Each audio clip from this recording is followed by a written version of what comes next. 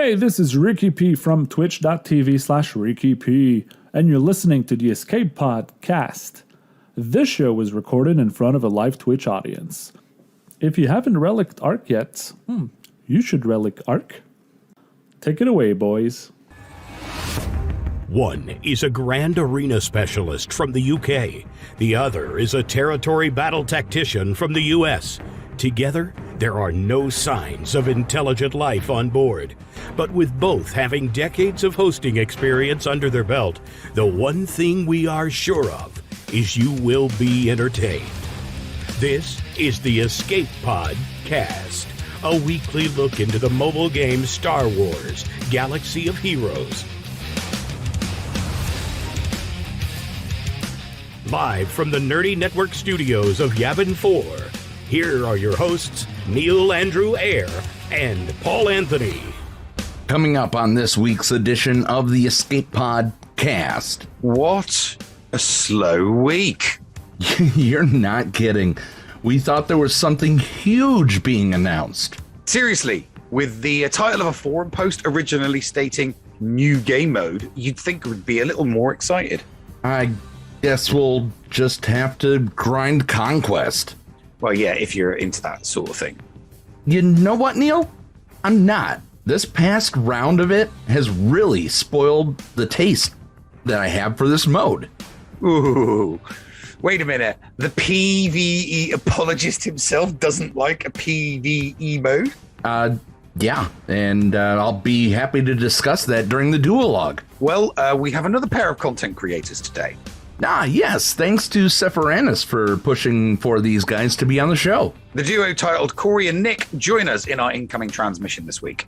Aren't they the guys who used the title Kings of GAC last week? Yeah, they sure are. We will see what the fuss is all about tonight. The latest episode of Dickie and the Noob, as well as Patreon's Choice. All this and breaking news as and if it happens. Right here on the Escape Pod Cast. The Escape Pod Cast News.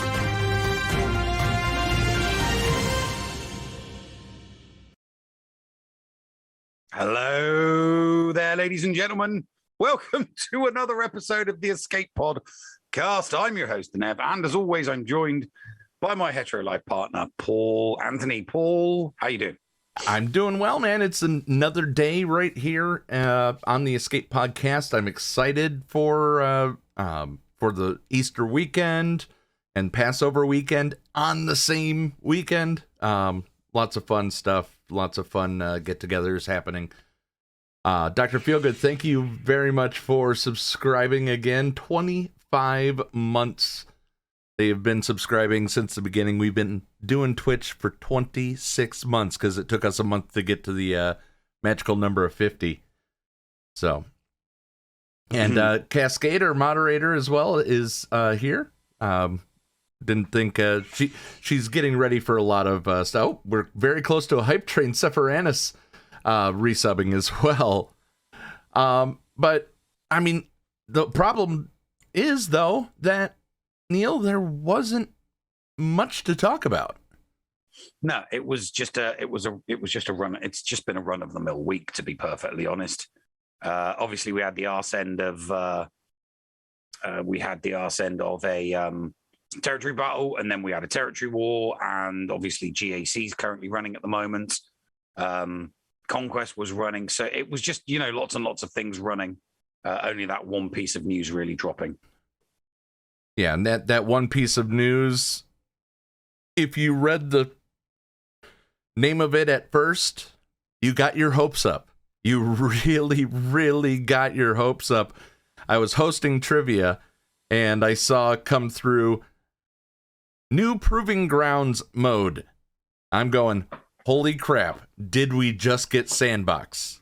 Because coming off the bat, the word Proving Grounds sounds like a sandbox, does it not? Yeah, but they've always said that they'll never give us a sandbox, so they'll never give us a sandbox. They'll never give us a sandbox, ever. It's just one of those things. They will never, ever, ever give us a sandbox. So, I was just like, it's without a doubt probably one of the dumbest names, I think, for an event that they've ever done. I mean, they could have given, you know, just proving grounds just sounds so tacky. I think they could have come up with a better name for the event, because obviously, you know, it's a monthly thing. They already said that they're going to be running it monthly. I've got an idea. I've got an idea. Galactic Proving Grounds. No, the whole proving ground thing, just, you know, it does no. No, it's no. I think they should have just called it, you know, like we've got galactic bounties. Okay. They should have just called it conquest bounties. I like that. I do like that. Because obviously the event is specifically for the characters that move from conquest to, you know, out of the prize boxes. But, you know, people are going to be able to get 20 of each of the characters that are in it that they don't have at 7 stars. So, yeah. And apparently, when you were doing the upgrade on our AI, you gave Bob a little bit of emotion. We saw him smiling there. Let's welcome in the third member of the team that fact checks us when we get something wrong. Hello there, Bob. How are you? Good. How are you guys doing? It's another day. Proper fact checking. None of that opinion malarkey from Facebook. Real, I never have an opinion. Proper AI fact checking. They've taken my opinion, you know, programming out. So yeah. Nev had to get me no personality chip activated. Nev had to get me a Canuter valve. I was malfunctioning last week, but I'm back now. Well, better than ever. We're glad that the installation worked, and we'll check in with you as we get things wrong. Feel free to prove us wrong, because you know these are the proving grounds. Yes, there's not much for you today to get wrong, but I'll make sure to correct you on something at least. So Meathead has been this is his second post. His first post was about the Outrider. He says that this is the 1-year mark for Commander Ahsoka Tano in Galactic Conquest.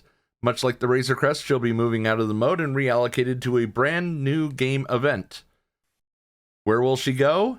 We'll be heading to a new event called Proving Grounds. The event will have a monthly cadence and allow you to earn their shards for free. So as long as you have the prerequisite to enter. Celiac Sarah, thank you very much for the follow. We're just going to miss a hype train by 10 seconds. That sucks. Mm-hmm.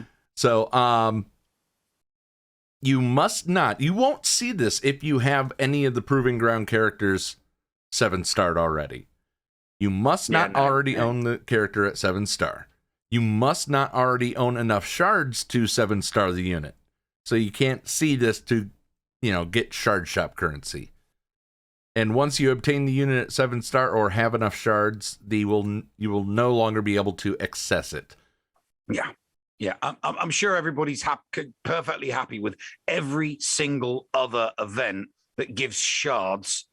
Yeah, that's fine. Yeah. 20 shards here and there for this one event, when you can get the exact same amount of shards from practically every other event, even though you've got those 7 stars as well. Yeah, that makes total sense. It just doesn't make any sense. There's no sense whatsoever. So the Razor Crest will also be in Proving Grounds, and they will not be removing it from fleet shipments. That was good. You can earn 20 shards by beating the appropriate tier each time the event comes up. While the event is up, you can spend crystals to refresh and clear it a limited amount of times. So I'm hoping that it's like, it'd be nice if it was a similar price to the Executor. I would agree. And then because knowing the exact monthly cadence of the event, like people know the exact monthly cadence of the Executor. You know, the Executor always comes around bang on 15th of the month, every single month. So, you know, once people have got it, that, you know, they're then saving the crystals so that they can use the crystals to do the refresh to get the ship. Hopefully people will be able to do the exact same thing with the characters and ships that come from Conquest. I don't get me wrong, it's probably not something that I will I'm not going to be saving crystals or anything like that. But it's definitely useful. It's just a pain in the ass that people that already have the characters to 7 stars aren't going to be able to play the events for the measly currency that you get from 20 characters. It makes no sense. Makes no sense. Well, they'd be original. We're not going to let you have the 20 character shards and convert them to currency. It's like, oh no, oh, but hang on a minute, you do that with galactic bounties. Oh, and you do it with this event and that event and that event. So what, you know, is this the beginning of the end? Are they just going to stop letting people do those events that just give like character shards and some current, you know, a little bit of currency and some bits and pieces? Yeah, it is a little bit of a kick in the face to people that have, you know, they wanted to ease the gear crunch, but they're not allowing us to do this for shards. I mean, here's the thing: we don't fully know what the rewards are going to be with the shards. It's just going to be just shards. If it's just shards, then that's fine. Because I mean, then nobody's going to want to, you know, nobody else that other than people that need the shards are going to want to do it anyway. But you know, if it's, I mean, I don't know if you noticed this. I noticed this, but you know the ship challenges. The various different ship challenges you get, you know, sometimes you get gear and sometimes you get the droids. Have you noticed that since I'm not sure how long it's been around now, but you would get the droids and you would get pieces of gear with it. You don't get pieces of gear with them anymore. Yeah. Supposed to you just saying, oh, they're supposed to be easing the gear crunch. Yes, they are supposed to be easing the gear crunch. And what they've done is removed gear from something, you know, from a place that we automatically used to get it. Hey, and now we don't get it anymore. Bob, find out how many shard shop currency you get for a non-accelerated character. Okay. Because Celiac Sarah says the shards will compound every 3 months though.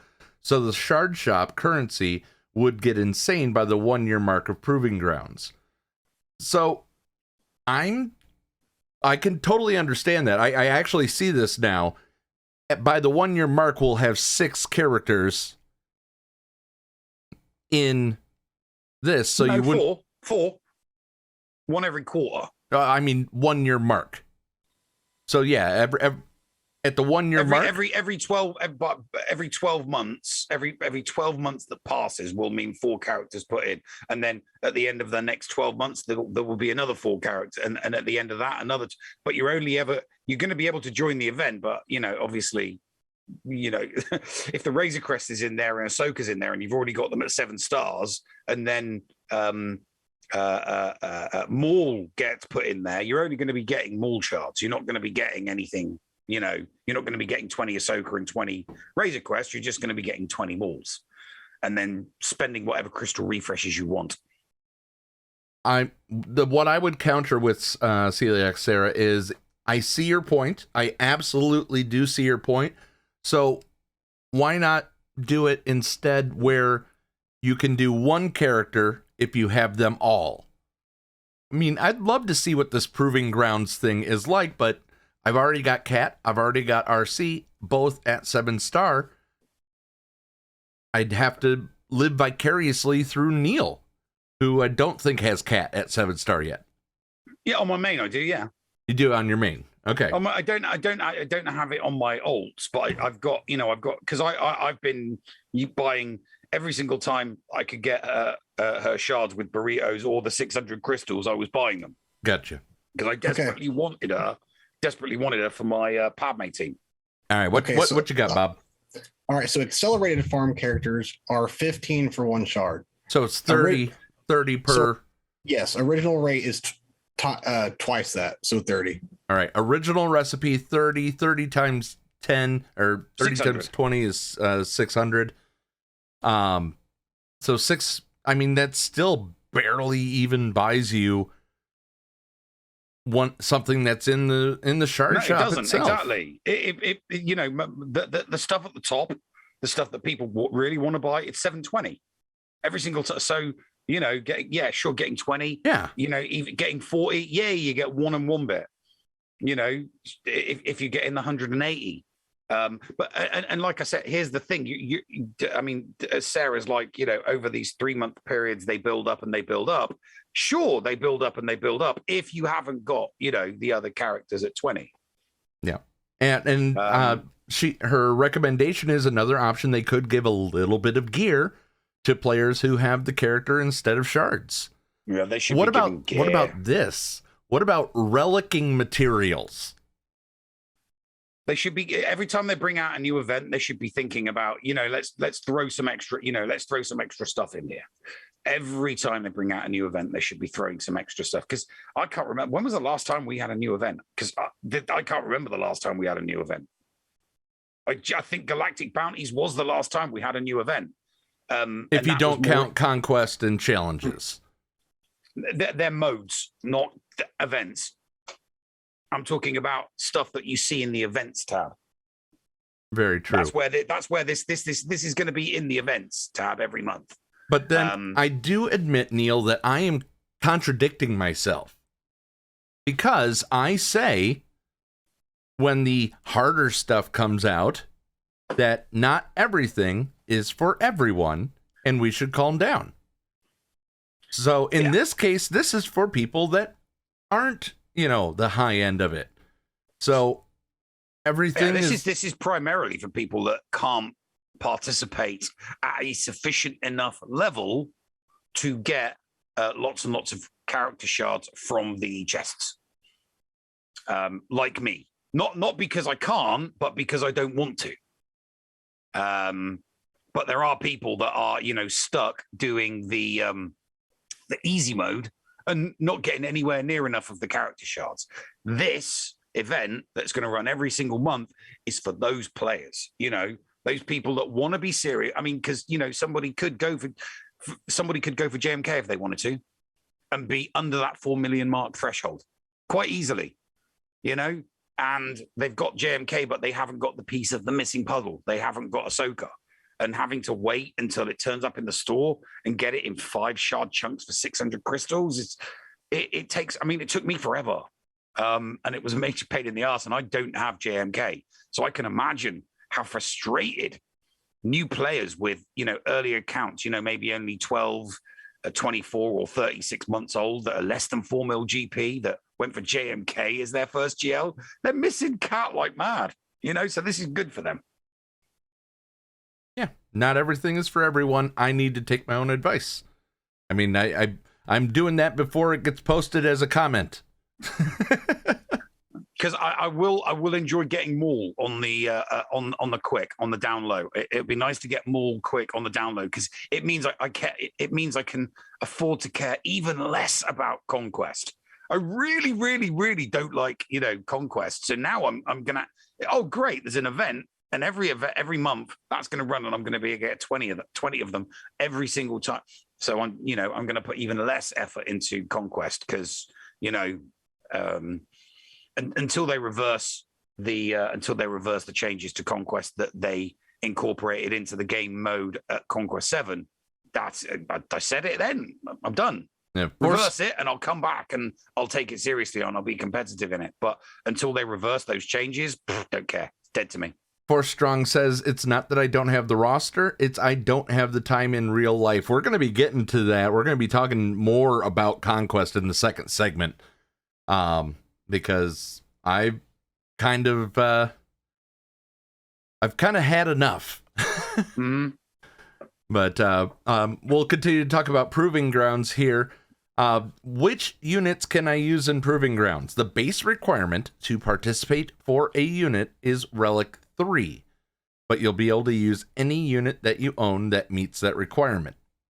So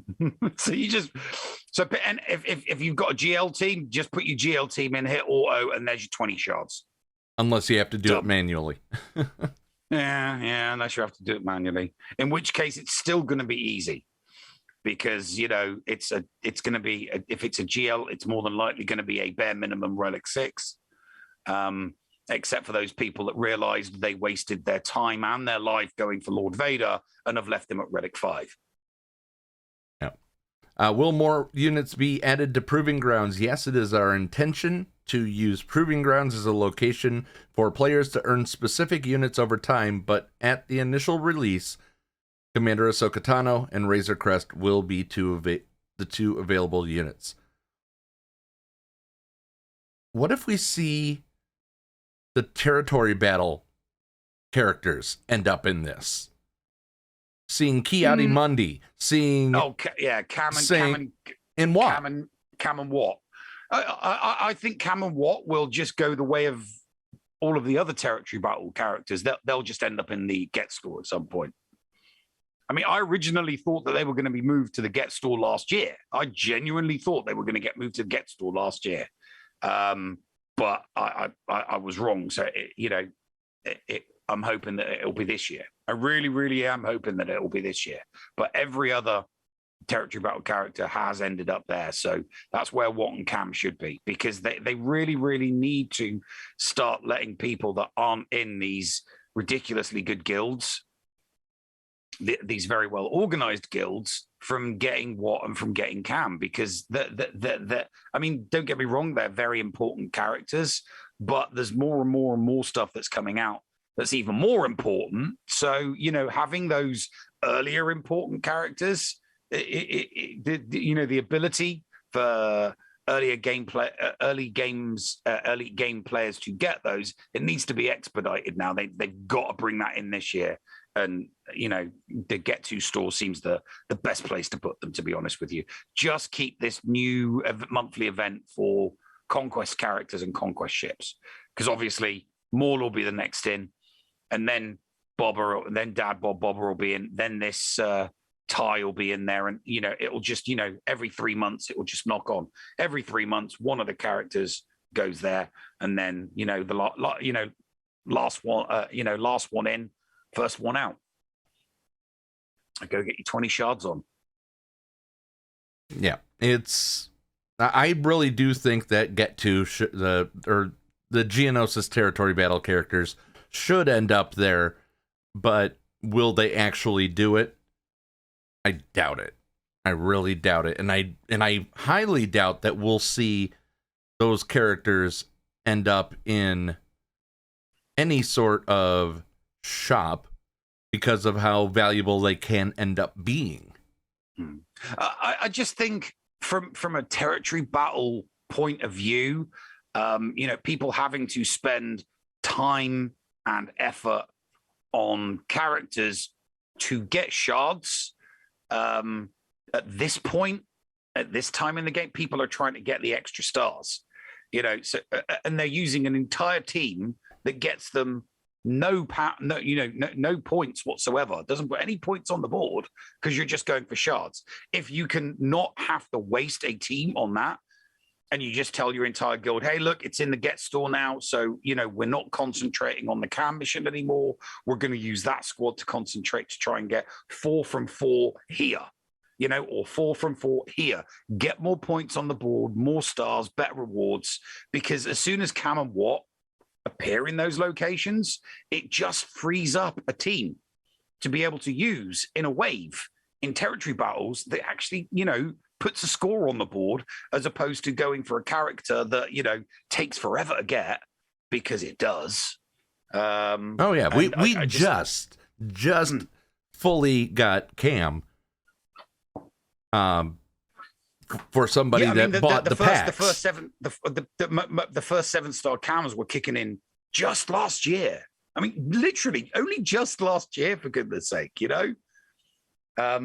because it takes a lot longer to get Cam than it does, say, for example, the characters from the raids. Bob, do a calculation for me. Find out when Lightside GOTB came out, and then calculate how long, if they got 50 shards every single time, when was the first possible unlock of Cam if you had a perfect run each and every single time? Do a calculation, because I'm curious about that, and we'll let you do all that math while we're in the break. So stick around, guys. You're going to hear me a little bit upset with PvE, and it's something that usually doesn't happen right here on the Escape Pod cast.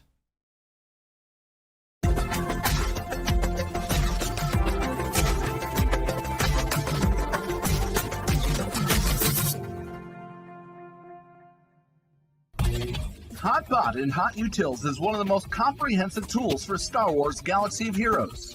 With integration into the super useful mod tool Grand Ivory, HotUtils can help you tackle some of the most difficult aspects of the game. Not sure how to mod your roster for a certain game mode?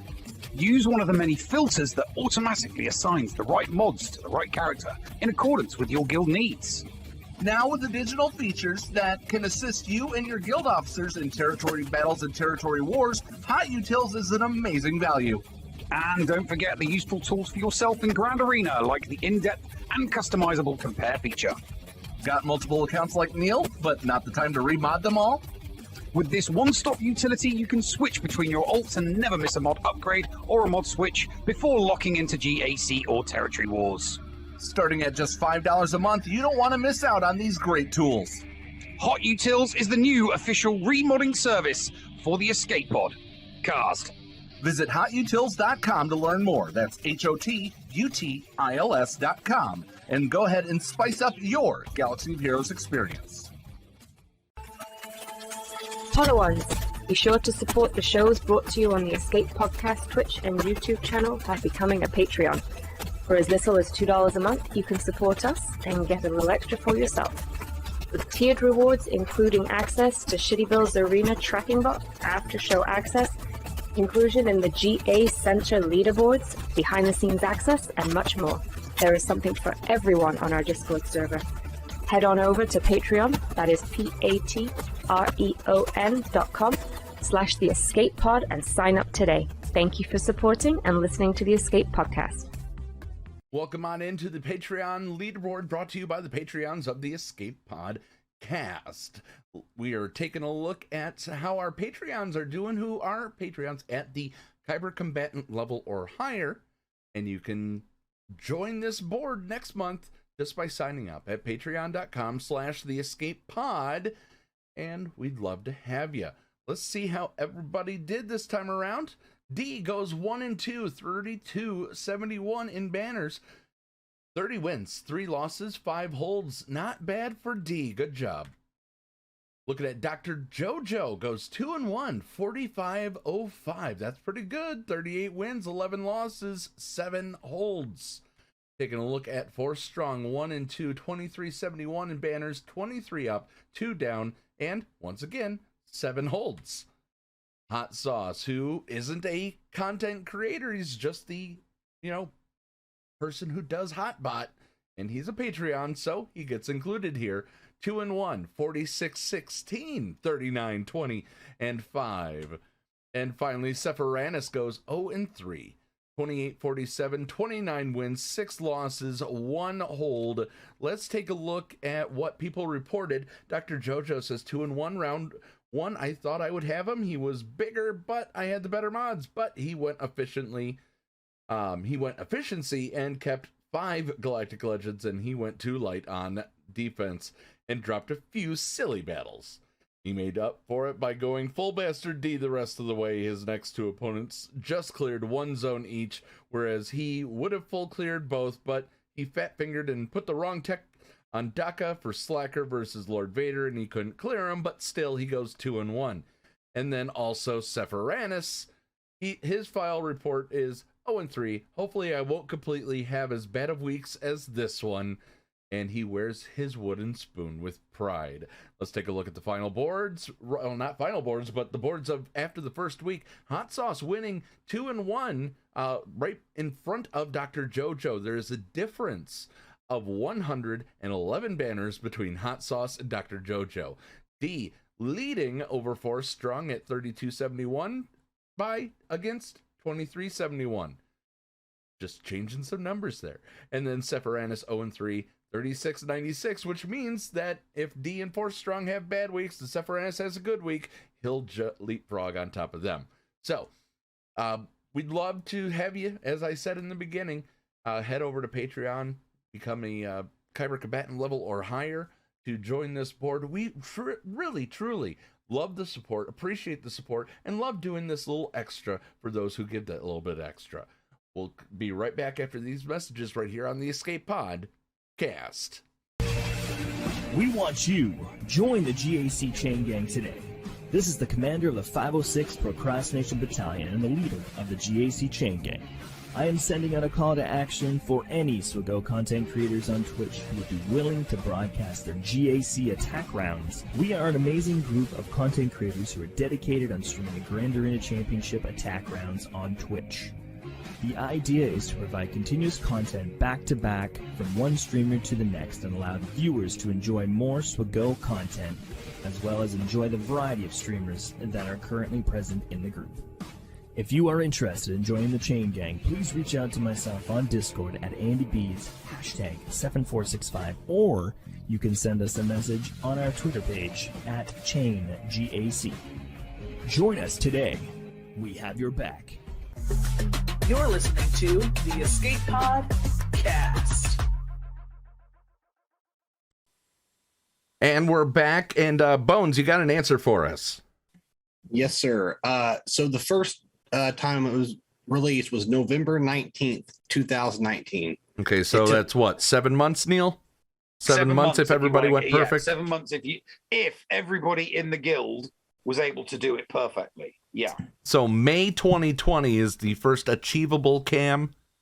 So yeah, Yes. I can see last year, 2021, being, the litmus curve of everybody. Yeah, because you got to remember, it took 3 months. It took 3 months just for people to be able to get rosters to be able to go all the way through it, because not everybody had full rosters of Relic characters. So everybody, if you remember, the first time they brought it out, people were taking in full squads of Relic Lightside characters, and they were getting annihilated after one wave. It took months. They still of theory are. crafting. They still are. It literally took months of theory crafting by the theory crafting community to say, right, in order to do this one, you use this team, and this is the order, and everything has to be done on manual. And also the wind has to be blowing east at exactly 17 miles per hour, and if it's any slower than 17 miles per hour, you need RNG to give you this one special reach around. It's RNG asinine. would screw you over. It's absolutely asinine how difficult Lightside Geonosis territory battle is, even on the first phase.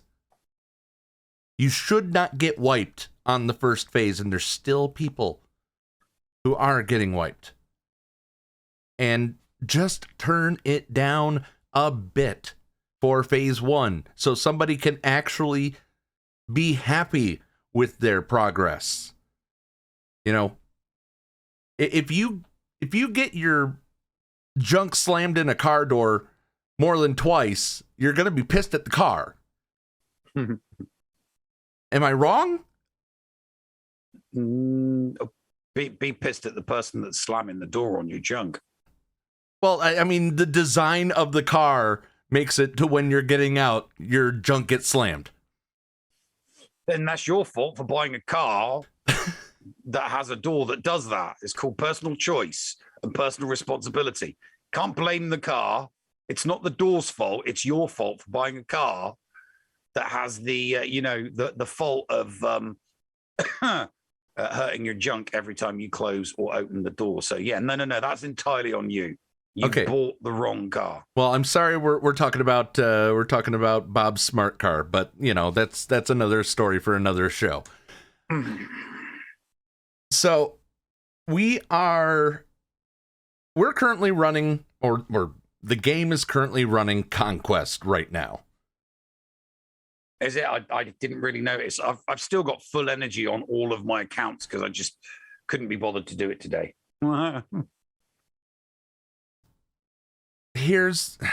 So do I, Neil. And normally I wouldn't. Normally I wouldn't have full Conquest energy, but I just can't bring myself to bash my head against the wall over and over and over again.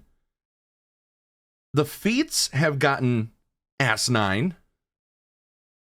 The Conquest Pass to me has not been worth purchasing. I gave it its shot.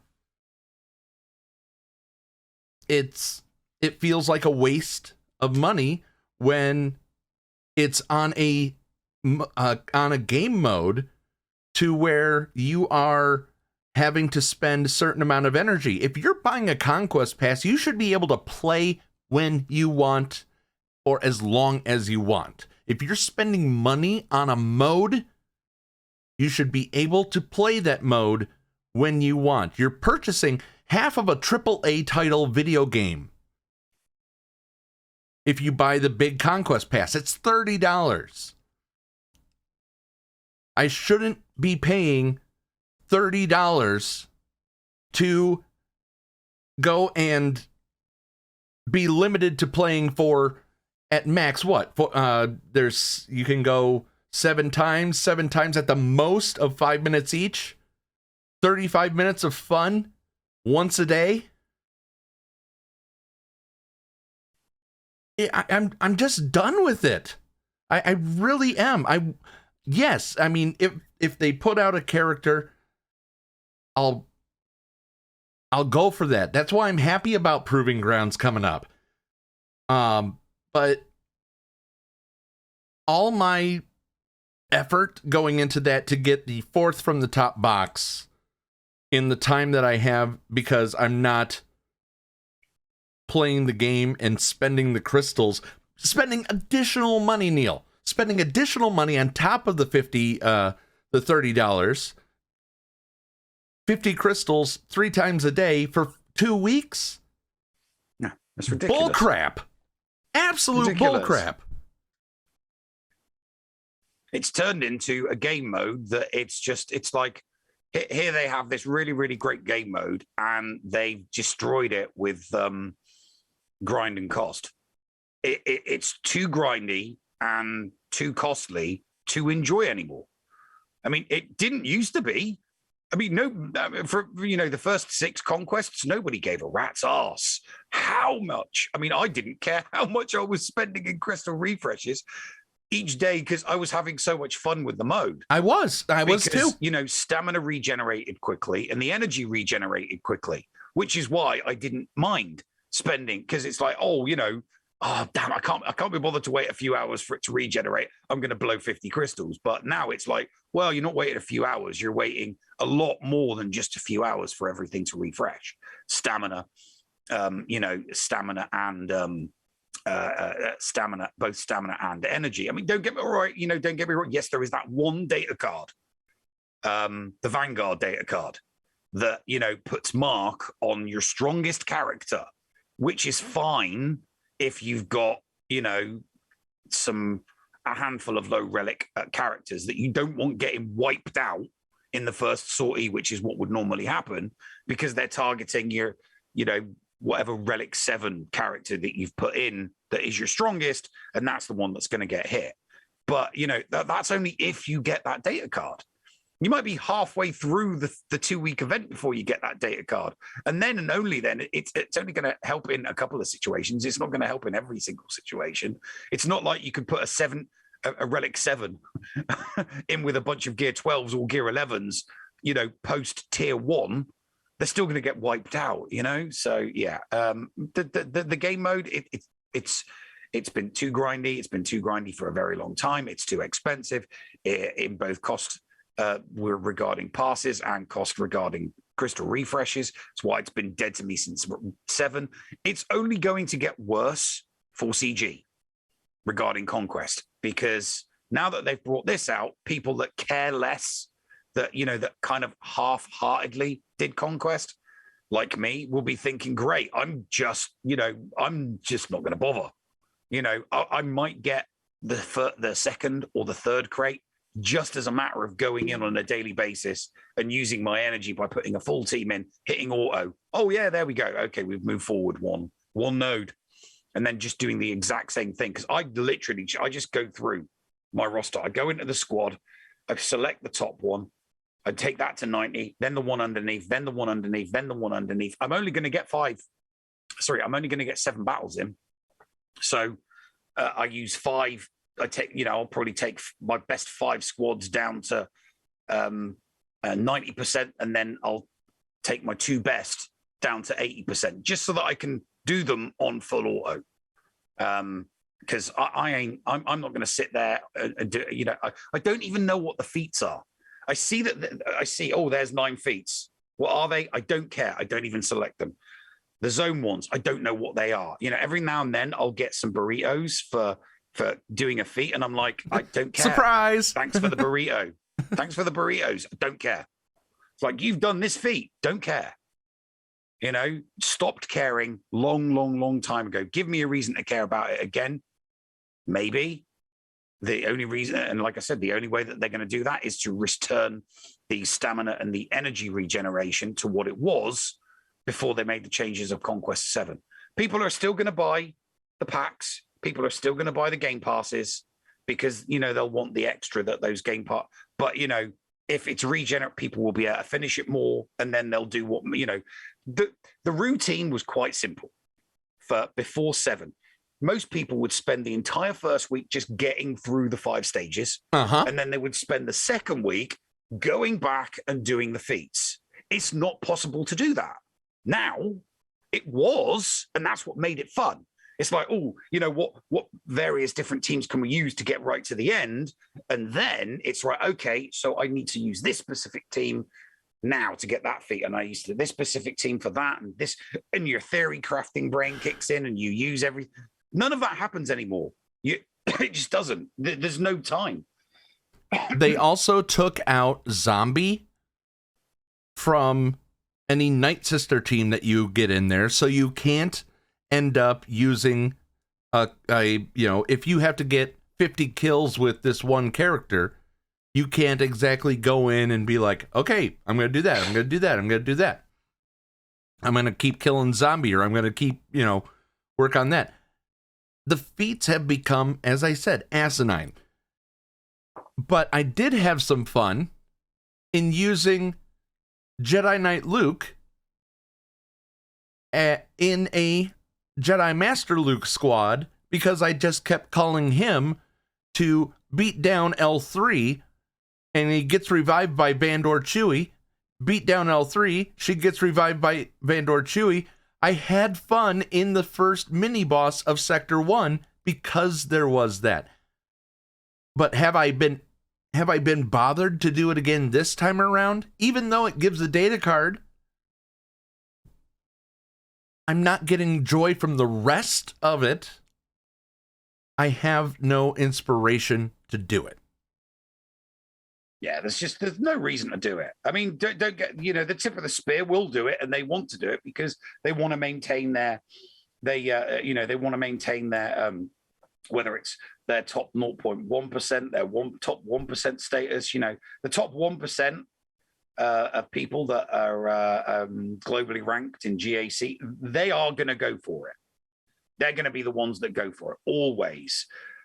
It's everybody behind that tip of the spear in GAC, looking at their opponents. It's like, I've never faced a Star Killer on any of my accounts.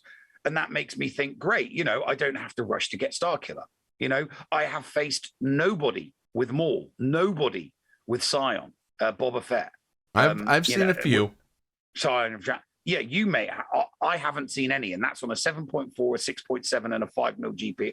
I've not seen them, so I know that I do not have to bust a gut in Conquest to get these characters, because nobody else that I'm facing is doing that either. So it's if you're not facing it, then you're not that bothered about getting it. And if you're not that bothered about getting it, your engagement in that game mode is non-existent. And the engagement in that game mode is just going to continue to go down and down and down. Oh my God, Frankie's in the chat. I was gonna say, first off, one other thing that Dickie Darkside says, as it got worse after when Conquest 7 came, so did the reward characters. Absolutely. But yeah, Frankie B909 followed us and said, hello, fellow Englishmen. You doing the 4 pillars all them years ago is what got me started in this game. Yeah. It's been a while. I'm yeah. It has been a while. Yeah, 22, 21, 20, 1918. 5 years now. My God, this is my 5th year doing content creation. So yeah, the 4 pillars, which then quickly became the 5 pillars. Pillar systems out the window now. That's gone. Forget about it. That is gone out the window. I mean, what character would they have to do, Neil? We already have Mara Jade, so I know that's not the answer.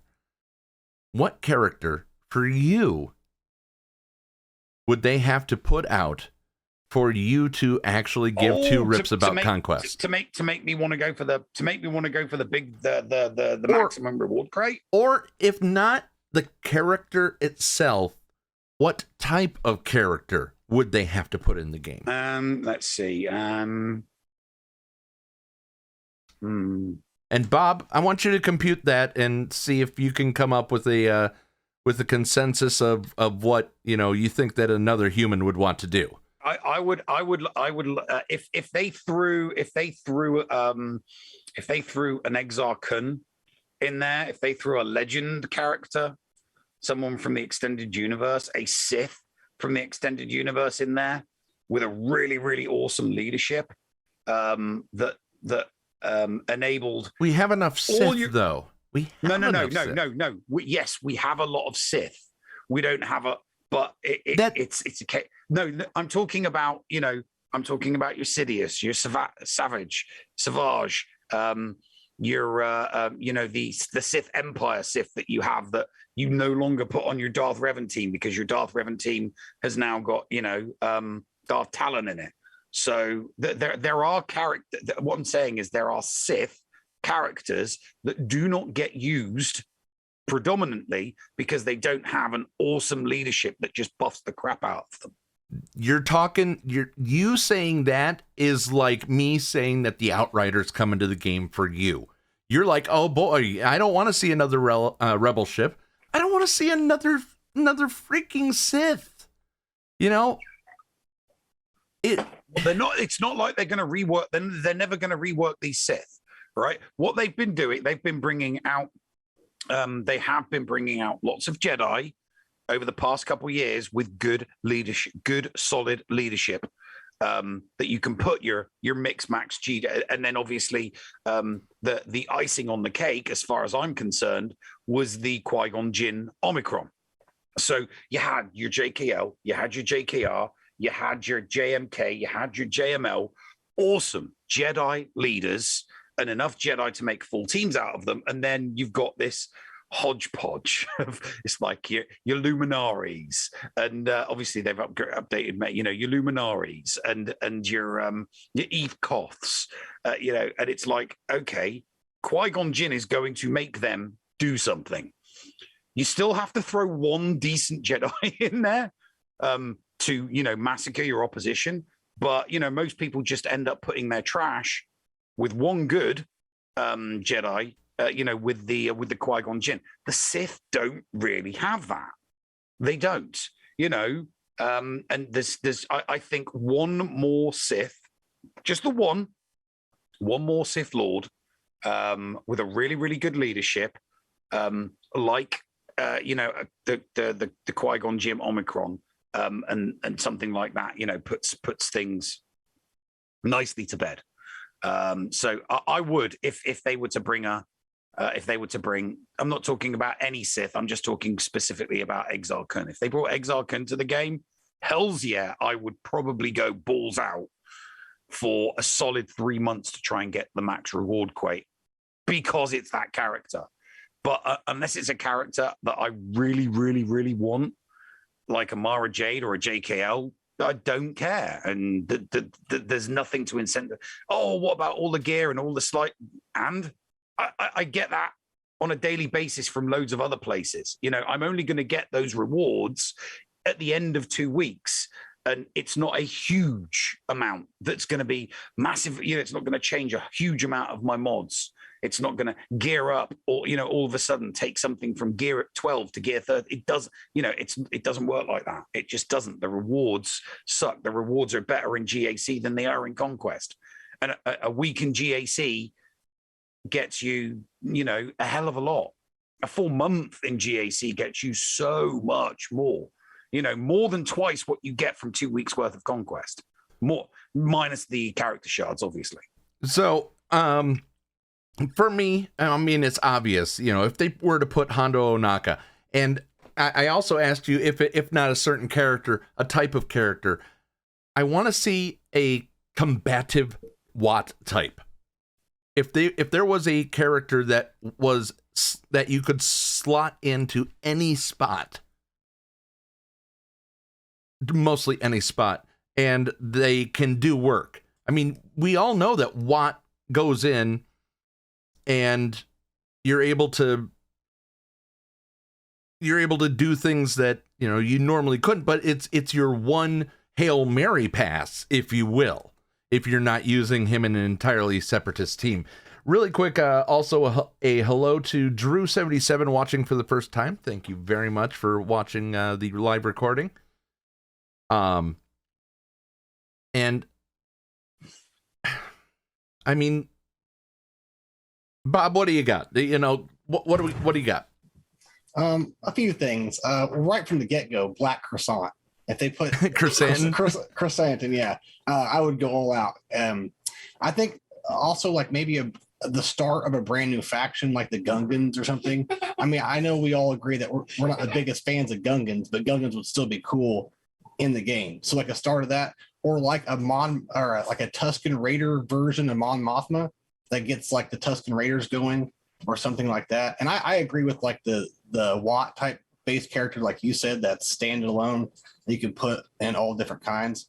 But number one, I would say is Black Chrysanthemum. And second, I would say is like a Tusken Raider that gets that faction going would be what I would say. Yeah, a couple of Tusken Raiders would be nice. The warrior from the Book of Boba Fett would be the warrior and the clan leader. Those two would be those two characters just to fill out the. Just give me a reason to finish farming all my Tuskens.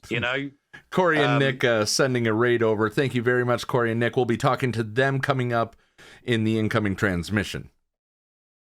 Go ahead, Neil. Sorry. No. I just it's they're not putting stuff in there. I don't think that they're putting stuff in there that makes people want to go balls out. Okay, and this is another thing I was going to say about that. Putting things in there for people to go balls out. But Neil, what if you don't have one of those pieces that it needs to be able to go, if you were to go balls out, to be able to get the red crate? Nobody wants to pay for a conquest pass and then go wailing on crystals. The average player doesn't want to go chasing down a character that, you need to tickle Chewbacca 50 times with Zam Wessel or something.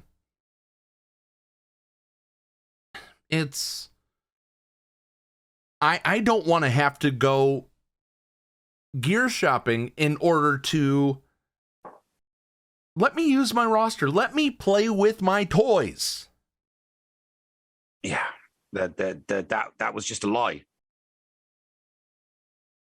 That was a lie. I've got 5 teams that I use in Conquest. Yeah, no, that's it. I have 5 teams that I cycle through on Conquest because nothing else that I've got is going to survive. Nothing else. Even with the best set of data cards, even with the best set of data cards, I do not have dozens and dozens of teams that are all fully relicked that I can put in. I just don't. And where's my caustic emissions? Yeah. I've got 5, and I've got five squads that I know that I can put in and hit auto on. Everything else, I mean, even on manual, I'll lose 2 or 3 characters because they always get to go first, even if they're 100% stamina, full health, everything, the full shebang, doesn't matter.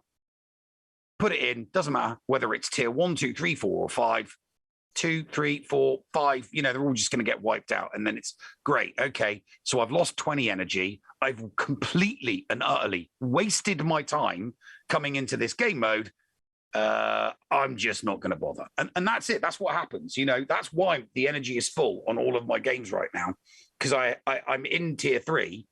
And they're it's like, oh, sod it. I'll just throw my GL against that. And then it loses. And it's like, okay, so you've made a game mode and halfway through the difficulty level, you've got a team of Phoenix or a team of Imperial Troopers or a team of First Order wiping the floor with my GL team. That I was not too many moons ago kicking ass at the top of Squad Arena with, but all of a sudden in this game mode, it's not worth squat. So yeah, it's just it's pointless. Icehouse says that he'd be fully willing to wail on Black Chrysanthemum, and Dickie Darkside says I want them to give the other GLs their own cat and mall. Okay. So, while we're waiting for the go ahead from Corey and Nick, because they're doing a restart on their computer, they just sent everybody over. Who would be your characters that you would put on a JML team for? I mean, I already know who I'd put for JML, and who would you put for? Oh my gosh, I'm blanking. Sith Eternal Emperor. Who would those two be? My thoughts? Bring in General Leia Organa for JML to be their assist character, their conquest assist character. And Icehouse is ahead of me. Snoke for Slacker.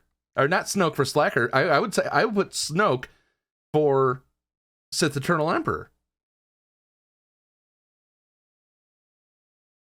Neil? I don't think we're getting any of that. There are way too many TV shows on this year. And we already know that they're probably going to give us another Legends event at some point this year, because the last one that they gave us at the end of last year made them so much money, because the 5 characters were all worth wailing on, and people wailed on them immediately, So I just don't think that's not going to happen. We're not going to get sequel characters anymore. That's it. They are done giving us sequel characters, right? They're going to give us characters from the TV shows, whether animated or live action. That's where our characters are coming from, apart from the occasional, random Legends character or something like that. Yeah, and not to mention the fact that they need to give us another 20 to 30 ships this year, and we're already halfway through April. And we've only had 3. We're 4 months into the new year, and we've only had 3 new ships, one of which is completely surplus to requirements. Current the Resistance and the First requirements. Resistance and First Order, great, desperately needed. But the Outrider, not needed. Completely surplus to requirements, a useless ship to give to us now. All right, completely and utterly useless. Bob, what do you got? And then tell us if we missed anything big, because we got to throw it a break to get Corey and Nick in here. Are you asking me what I would put with the? Yeah, what would you put, or what additional characters for GLs that don't have conquest counterparts? Well, I agreed with you, but with different people. I think Resistance Leia would go with Slacker. I think Resistance Leia with Slacker? No. Resistance Leia with Rey. Snoke with Slacker. Maybe Praetorian Guard or something with the red guards for C? Okay. Yeah. I really like those from the sequels. They were pretty cool looking. And oh my gosh. Bob likes something from the sequels. Yes. Don't tell anybody. Don't let anyone know. But and then like JML would be kind of tough, actually. Maybe a Porg or a fried porg or something. I don't know. All right, where the sea cow? Sea cow. Where did we mess up? Any spots, or are we in the clear? No, I think you're in the clear. You guys did pretty well. All right, guys, stick around. Coming up after this break, we will have Corey and Nick. We're going to do our best. They're experiencing a little bit of internet problems.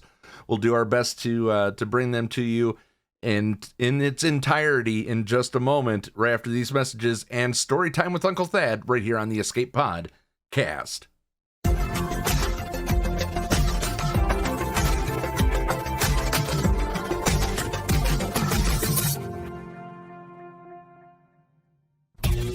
HotBot in HotUtils is one of the most comprehensive tools for Star Wars Galaxy of Heroes. With integration into the super useful mod tool Grand Ivory, HotUtils can help you tackle some of the most difficult aspects of the game. Not sure how to mod your roster for a certain game mode? Use one of the many filters that automatically assigns the right mods to the right character in accordance with your guild needs. Now with additional features that can assist you and your guild officers in territory battles and territory wars, HotUtils is an amazing value.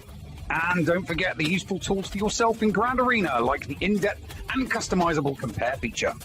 Got multiple accounts like Neil, but not the time to remod them all? With this one-stop utility, you can switch between your alts and never miss a mod upgrade or a mod switch before locking into GAC or Territory Wars. Starting at just $5 a month, you don't want to miss out on these great tools. HotUtils is the new official remodding service for the Escape Pod Cast. Visit HotUtils.com to learn more. That's HotUtils.com. And go ahead and spice up your Galaxy of Heroes experience. Podawans, be sure to support the shows brought to you on the Escape Podcast Twitch and YouTube channel by becoming a Patreon. For as little as $2 a month, you can support us and get a little extra for yourself. With tiered rewards including access to Shitty Bill's Arena tracking bot, after-show access, inclusion in the GA Center leaderboards, behind-the-scenes access, and much more. There is something for everyone on our Discord server. Head on over to Patreon, that is patreon.com/The Escape Pod, and sign up today. Thank you for supporting and listening to the Escape Podcast. The Escape Pod, cast for kids. It's really cool. Hello there, Podawans, and welcome back to Storytime with Uncle Thad and the Escape Podcast for kids. With the introduction of the Proving Ground, we all have a lot of questions. The one thing we do know is that the first two characters coming to the newest game mode will be Commander Ahsoka Tano and the Razor Crest. So tonight, we are going to take a look at Din Djarin's infamous ship and where it fits in Star Wars canon. The Razor Crest is a fairly new ship when it comes to Star Wars canon. It was originally patterned after the A-10 Warthog, used by the United States Air Force. It was originally used to provide close air support to friendly ground troops. Clearly, the Razor Crest is less about providing suppressive fire to protect ground troops than it is about putting those troops in frozen carbonite and transporting them to various locations. We don't know much about the Razor Crest armaments or engines. We know that it's a model ST-70 assault ship, and that these ships were used to patrol local territories during the Galactic Empire. While these ships were used during the time of the Empire, it's an important note that the Razor Crest was a pre-Imperial ship. It had 2 laser cannons, 2 dorsal engines, and a hyperdrive. The Razor Crest itself had an extensive equipment bay, a weapons locker, and a carbon freezing chamber. We know that the hull was reinforced titanium and that it was off of both the New Republic and Imperial grids, and that it was capable of jamming New Republic codes. One of the most important things to know about the Razor Crest is that it could take a lot of damage and still be space-worthy, in a manner of speaking. In the opening episode of The Mandalorian, it was nearly eaten by some giant fish monster. It was nearly stripped for parts by Jawas. It withstood a barrage of blaster bolts from fellow bounty hunters and an attack, a very gruesome attack, by some giant spider monsters. It's just terrifying. Finally, its flight control system was consistently vandalized by this little green space goblin. Unfortunately, the Razor Crest was destroyed by a single shot from the Moff Gideon's light cruiser at the skirmish of Tython. If only it was so easy to destroy it when it flies under the Executor banner. And with that, let's explore the Razor Crest kit and try to see what makes it so dang effective on an Executor fleet. Now, its basic ability and special abilities highlight the ship's twin laser cannons, and really it's an effective targeting system. The fact that it's a trusty transport, right, the Razor Crest's unique ability, highlights just how much damage this Space Hog can handle. But you know what they say, it's all fun and games until someone fires a giant space laser. One of the things that makes the gunship so solid is that it was made pre-Empire, and as such, had pre-Imperial transponder codes. The relic nature of the ship made it kind of blind to anyone it didn't want to know was there, or to know really what it was. But the thing that I love most about the Razor Crest kit is its final ability. Almost all of the ships in Star Wars are pretty cool. I mean, they're all spaceships. But what makes a Star Wars ship truly iconic is the pilot at the helm. Tenacious Pilot just shows just how important the Razor Crest pilot is. Because without Din Djarin, this is just some old slot machine with guns. Well, that's it for me this week. Stay tuned next week for more story time with Uncle Thad and the Escape Podcast for kids. Hello, friends. This is Thaddeus from Going Nerdy, and I approve this message and am compensated for signups for this service. The world's largest audiobook library is at your fingertips, and the Escape Pod Castaways want you to try it for free. Head on over to escapepodcastaways.com and click the Going Nerdy offer button to claim a free audiobook and 2 Audible originals. Cancel anytime, and it's absolutely free to sign up. Check out Audible and support the Escape Pod Castaways. All for free. See Audible website for details. Restrictions may apply. Hey there, listeners. Merchandise specialist Critty K here. Do you enjoy the Escape Pod and want to support the channel and get something a little extra for yourself as well?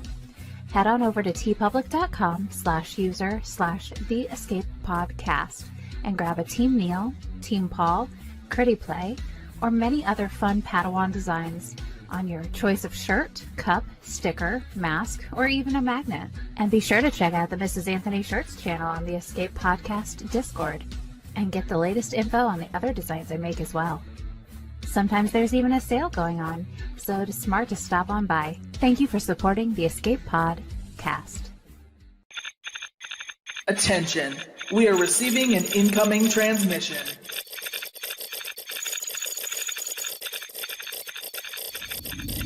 Attention. Attention. We are receiving an incoming transmission.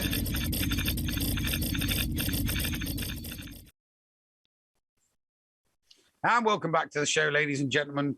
This week's incoming transmission is another duo. So, Paul, introduce our guests this week. It's another duo, but they're actually on the same camera. Ladies and gentlemen, this week we bring to you Corey and Nick. Corey is a former MLG Halo 2 player who has beaten pretty much anybody that you could think of in the Halo universe and is a auto diesel tech. Nick, on the other hand, is a published author. Sci-fi is his medium, and he's actually recently finished working on book number 6, and he's a television producer. So you got two great people that, when you combine them, you have a really good person that can do broadcast and somebody that knows how to play a game. But do both of them know how to play a game? We're about to find out. Ladies and gentlemen, welcome in Corey and Nick to the show. How are you guys? We're good. That is quite the introduction. We will not live up to that. Not even a little bit. So let's ask the questions that we ask every single player. Now, do you guys each have your own accounts, right? Yes. Okay, so two cards are up on the table here, Neil. Let's find out if they have punches or you tear them to bits. Corey, what how long have you been playing? What is? Oh, and by the way, for our audio listeners, Corey, say hello. Just you. How are we doing today? Okay, and now Nick, say hello, so we could get voice prints. Hello, how y'all doing? Okay, there you go. So our audio only listeners, now you'll understand who butts in at what time. Normally they're just laughing together, just so you know. Corey, how long have you been playing? What's your roster, and are you any type of aquatic animal? I've been playing for a little over a year, probably about 14 or 15 months, but I did take a 4-month break. I just recently came back from. My roster is dark side heavy. I went for Sith Eternal first. I'm going for the Executor now, and then I'm branching off onto some light side characters. I'm going to go for JMK and JML after that, back-to-back GLs. And if I'm an aquatic animal, yeah. What's your roster? My roster, my GP, yeah. 4.18, I think. Neil, I don't think that is attainable at all free to play. Oh no, not even a little bit. 14 months? No. I pull out that card. Okay. 100%. Neil's a little disappointed in you guys now. Yeah, Nick, what about you? My roster is 6.7 or something like that. Okay, there's a chance if he's been playing 2 years. No. 2 years. No, I've spent more than him. Yeah. And what was the other thing he asked? Oh, I'm very light side heavy. I built my roster around being able to do light side GOTV. Okay. I only have 3 GLs, but they're all light side. I have JML, JMK, I have Ray. My dark side roster is not good. I have like 5 usable teams, so I can do really well in dark side TV, but the teams are for that, are for dark side TV. Like I have a territory battle account. What division are you guys in GAC? I'm Kyber 2. He is Chromium 1, but he left. He just came back. This is his first Grand Arena back. So he's moved up like every battle. Yeah. I started back in Chromium 3 or was it 5? And he's already at 1. I'm already at 1. And more previous to that, I quit before they did the changes to Grand Arena. He made Kyber all the time. And I was in Kyber all the time. So you're in Chromium, so next you're going to be jumping to Erodium. Yeah. I assume he's going to fit somewhere around the top of Erodium, the bottom of Kyber, because he's a good player. Like he knows how to beat teams. You know what I mean? All right. Yeah, but by the time he could potentially reach the bottom of Kyber, Kyber's going to be full of people who are a lot better and have much larger accounts. You got to take into account the attrition factor. You're at 4.1, but there are people that are in the bottom of Kyber that are the same GP as you, and they're clinging onto the bottom of Kyber. So add 1 million to theirs and 1 million to yours.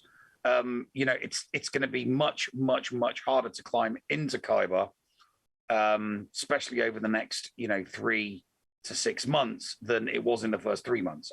I know somebody that was in Erodium 3 in the first month, and they went 8-4 and got promoted to Kyber 5 for going 8-4 in Erodium 3. And they got promoted to Kyber. You cannot do that now. You cannot. You would have to go 12-0 to get promoted, or as close to 12-0 in order to get promoted from Erodium to Kyber. So you are on a major uphill battle once you hit Erodium, because everybody that couldn't quite cut it in Kyber but is way too good to be falling down into Chromium, they're the guys that you're going to be coming up against in Erodium, because by the time you get to Erodium, everybody that doesn't play will have dropped to, much lower leagues. So you'll only be unlike people that faced lots of DNSs in the first couple of months. The DNSs will become much fewer as you're fighting against people that couldn't quite cut it as Kyber, but are more than comfortable, hitting 9-3 month after month after month in Erodium sort of thing. That's pretty much what it's going to be. And then you get the squishing every month, which just totally screws it. I don't like that. There's also people that have the rosters, they have 8-9 million GP rosters that have terrible odds, but because they can set the teams, they just can't be beaten by people that have 5 million GP accounts. You know what I mean? Yeah. And they slot into the middle of Erodium where roster-wise they shouldn't be, Like GP wise, they should be higher, but they don't try and they can't win too much. So they just slide into like a Rhodium 3. And that's going to clog that. It's going to be a big hit. You know, the Erodium, 3 to 6 months from now, that's where the hill is going to be. It's so glad I'm already past because the tryhards and the people that are good will do their best to hold the Kyber spots. But the people with the good accounts that are part-timers, they're going to be the ones occupying the Erodium slots. Right. And now that they've brought in the QOL factor regarding defenses being set, Love that. The casual players, will feel even more safe knowing that they've set their, best possible defense to stop pretty much anybody. If you've got 4 GLs and you're in Erodium, you're going to be setting either 1 or 2 on the top or 1 or 2 on the bottom, because you know that most of the people that face you aren't going to have the minerals or the roster to get through either your front or door number 1 or door number 2. And then you just go and take out one of their territories. So you spend the least amount of time, but for the maximum amount of effort. And that's what casual gackers want to do. They want maximum amount of reward for the least amount of effort. And that's what's just going to occur. So Nev, Oh, sorry. I was just going to say, and then we'll throw it to you, definitely, Nick. Nev, once he gets to Erodium, we can start covering him on GA Center. Yeah, as long as he's been doing GAC for 6 months, yeah. Stream for 6 months and be in Erodium. As long as that's all you need. As long as you've been a GAC content creator for 6 months, oh yeah, which is only 2 seasons for us. Yeah, we're gonna push for that for sure. Excellent. We look forward to covering you guys when we hit those milestones. But what were you going to say, Nick? I was just going to say I love the set defense thing that they put in there, because yes, it's a quality of life change, but also it's better for, I guess, for me and other people that have the mindset that I do, that like when I go against someone in Grand Arena, I always scout them. But if they have the defense they can set, then a lot of people aren't going to scout me. They're just going to set that constant defense every single time. So I know exactly what they're going to set, and then I can set my defense according to what they have. You know what I mean? But people that now have that set defense, they put it in there like, oh, my defense is set. I never worry about it again. Right. I didn't think about it like that. Mm-hmm. It's a good thing and a bad thing. Yeah, I actually thought about switching up my defense before I face the person that I'm facing now, because they don't have an executor, so they just put Lord Vader in the top. With a bunch of trash. That's what my opponent did. And I'm looking at that Lord Vader thinking, why have you put your worst GL in front of ships? Yeah. My JMK is just going to destroy that. And then all of the other teams that you put there, I'll use my CLS for that. Oh, you put a Darth Revan in? Sorry, my Darth Revan's 346 and yours is 246. So goodbye to your Darth Revan. Slow. So I think my Darth Revan is 331, and I still think that's slow. Yeah, I outspeed most of the Revans in mine. My Revan is one of the fastest 100 Revans in the game. Nice. So, what 346? What fuels your guys' passion? We'll ask Corey and then Nick here. What do you love about Star Wars Galaxy of Heroes? And if it's just the fact that it's Star Wars, what made you want to play the game? Say hot dogs. What'd you say? Say hot dogs. Yeah. Well, I've been a lifelong Star Wars fan. I remember Dad putting in the episode 5 in the VCR back in the day, and just sitting there for watching that movie over and over and over again. So Star Wars has been life for me forever. And I just went over to his house one day, and he had Galaxy Heroes pulled up on his laptop, and I was like, "Oh, what are you playing there?" I saw it was a turn-based style game. I was like, I hate turn-based style games. I would never play that. Yeah, you're a Halo guy. Star Wars. You're a Halo guy. You have to have the shoot, pew, pew, bang, bang. And, I was talking trash about there for a while, and then I was like, yeah, just let me give it a try. So I installed it on my phone, and I started playing it, and I was about 2 weeks in, and I was like, hey, man, what's this hyperdrive bundle thing? He's like, man, you need to play for like a month before you do that. And I just kind of looked at him, I was like, click. Let's have some fun. So, I love the game. Like, I didn't think turn-based games like that would be fun, but like the strategy of it is super fun. Going that grind for GLs, it can be, a task, but it's actually fun and it's rewarding. Ships suck. I hate them, but it is what it is. But it's just a fun game, and I love it now. So before we go to you, Nick, I actually want to ask you, Corey, because you've mentioned this. What is there anything from your MLG days in Halo that you've brought to maybe your presentation or your preparation in this type of game? Honestly, no. Okay. Because I'm 31 years old now, and before we started streaming Galaxy of Heroes, obviously we were playing it in the background, but we didn't think that we streamed it once and it was a bad stream. I was like, I will never do that again. And we were having the absolute worst stream we ever had trying to play an Xbox game. I was like, let's just pop this up and see what happens. And it blew up, So I was trying to get into competitive shooter games again.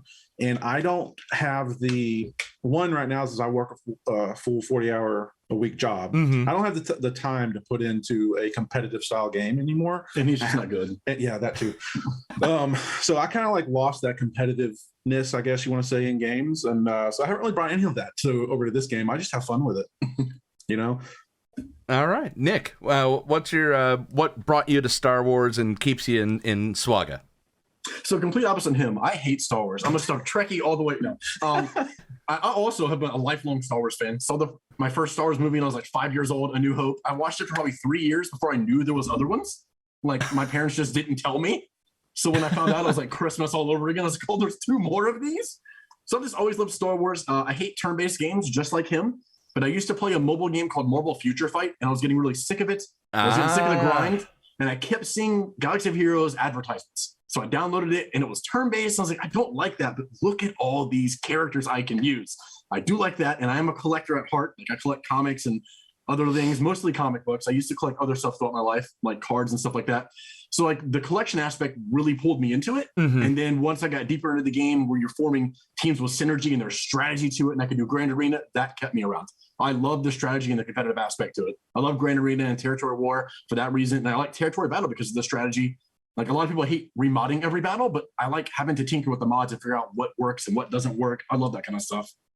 All right. That's what keeps me around. Neil, what questions do you got for Corey and Nick here? You haven't been playing since day one. What were you doing before Galaxy of Heroes kind of took over? Game wise, or just period? Yeah, just game wise. Yeah. Game wise, so I played Future Fight for a long time. Played that for 3 years. I was really, really deep in game, and that had an incredible roster in that game. Did you stream that as well? No. Okay. We didn't stream until January on Twitch is when we really started heavy on Twitch, and we started streaming on TikTok to begin with. It was just chatting stuff. We started that in probably October. So I didn't stream until then. Been writing for a long time. Other than that, just working jobs and trying to get a writing career going is what I was doing before we were streaming. And I haven't really done anything competitive game-wise other than I also played Halo competitively in Halo Reach. I was on an MLG team, but I was on an MLG Pro. I was trying to be, but I just wasn't that good. You're very bad. Yeah, I was nowhere near as good as he was. Pisses me off. So Corey, and then I have a question because now that actually makes me wonder about something else. Corey, what about you game-wise before this? I was really playing a lot of Overwatch with friends, and I was playing a lot of Rocket League. A ton of Rocket League. I put thousands of hours in that game, and I was playing Call of Duty. What is it? Warzone? Call of Duty Warzone. Okay. I played a ton of that with my friends. Bad at all of them. Yeah, horrible. I was playing those 3 games mostly, and obviously Vanilla Destiny 1 was absolutely amazing. I played far too many hours of that game. I was never a big fan of mobile games. This is the first mobile game I have ever played this consistently every single day. I remember getting I'm on Apple now, but used to be on Android. I remember getting that Star Wars Galaxy Heroes was pre-installed on them. I'm like, what is this garbage? Get out of here. So, and then you made the mistake of playing. Yep. Okay, so you saying that you were in MLG is we've seen couples that have streamed before, but so, dual streaming can be friends, it can be, family or whatnot. So I guess, what are you guys? Did you meet through MLG, or what are you a couple? Are you just brothers? Are you friends? Unfortunately, we're cousins. Yeah, we're related, cousins. Unfortunately, we're cousins, and no, we're not a couple. We're not from Alabama. Okay. We get asked that all the time. We have some people in our chat that call us their daddies all the time. It's like a running joke with people that followed us from TikTok to Twitch. Yeah, we're cousins. We're family. Yeah, so like I've unfortunately known him my whole life. It's not been good. So cousins and roommates now at this time, because not roommates yet, but we will be. Oh, okay. Because I was going to say, you have that. It makes it easier. You have that Corey and Nick in the background of your streams. On that marquee board. So some people may ask. I understand why they ask. They ask all the time. It's funny at this point. At first, we were like, "Come on," but no, at this point, it's like whatever. It was aggravating on TikTok because it was like 50 times a stream every single stream. Yeah. Like I think it got to the point that the same people were asking just to ask. You know what I mean? Just to get a rise out of us or like get a different reaction. Oh my gosh. So Neil, any more questions here? No, let these guys pimp their stuff. Okay, so no, that you guys are laughing. That's actually why we wanted to bring you on. We wanted to introduce people to you that may not have heard of you. So this is your chance. Tell people about the channel. Either one of you take over. Tell people about the channel, what they can expect, how to find you if they don't want to look at show notes or look in the chat to get the link. Actually say the link for them, and the floor is yours. All right. Well, we actually want people to come, so I got this. Yep. All right. We're Corey and Nick. We stream. We play a lot of Galaxy of Heroes. We do play other games. We just played the Last of Us series. He'd never played them before. I used to be really heavy into story-based games. Yeah. So we want to do that some as well. But like our most interactions is Galaxy of Heroes. Pretty much everyone that watches our stream watches because of that. So we do that most of the time. We are twitch.tv/Corey_and_Nick. No K at the end. There's no K in Nicholas. Why would you shorten it? Add a letter that doesn't exist. Doesn't make any sense to me. We also, on our Twitch page, have our link tree. If you like to read, I am a sci-fi author. You can find all my books there. And I know Paul said earlier that I was a producer. I didn't just do that. I did that years ago. But I produced a local TV show. I don't do anything like that anymore. It was fun while it lasted, but wasn't my deal. I wasn't into it. But it's on your resume. But it's on my resume. I have done that. It's pretty cool to say that. I worked in the television industry for a while. It was fun. And honestly, we are family. Stop telling people that. I know. Right? I don't want anybody to know. But anyway, his books, I have told him, he gave me his first draft of his first book, and it was unreadable. It was trash. His books are really good. I've read all but 2, and they are really, really good books. Because he's lazy. Honestly, it's what it is. If you like Galaxy of Heroes, we just like 2 fat idiots sitting around insulting each other the whole time. Yep. Come check us out. We just like to have fun. If anyone can hang out. Yeah. Here's what you need to do, Corey. You need to publish them in audiobook format, read by Nick. God, then I have to sit there and listen to his voice for many, many hours. God. I actually want to put them in an audiobook. It's just not cheap to do that, and I'd rather write more books than convert what I have to audiobook at the moment. All right. Well, guys, we really appreciate that you took some time out, rated us, and then sat down for an interview. It means so much to us, and it would mean so much for all of our listeners to go check them out. You guys are a wonderful, wonderful watch, and you never cease to put a smile on our face every single stream that you do. So thank you on behalf of the community for that as well. Oh, we appreciate it. Thank you for having us. And I don't know if Nick said this. I wasn't paying attention to him this whole time. We go live every Wednesday, Friday, and Saturday. And then I am live on Tuesdays as well, playing with some friends, other games. And hopefully tomorrow our internet isn't trash like it was tonight. Yeah, you guys were experiencing speed issues, upload speed issues. It's annoying. But you made it through the interview, so that's Zoom was fine. Zoom was fine. It was. Yeah, thankfully. This internet didn't mess it up, thank God. Dark Nart wants to ask what the books are called, so they can look them up. I have a sci-fi trilogy called The Legacy of Celestials. The first book is called Visions of Ascension, and I have a horror book called A World Fallen. So that horror book is awesome too. God, it's so good. Honestly, it really is. All right, Nev. Anything else before we throw to break? No, let's let these gentlemen get away. All right, guys, stick around. The latest episode of Hellion the Noob is on the way, and then Patreon's Choice on the other side. If you are a Patreon, get your questions, and we'll answer them there.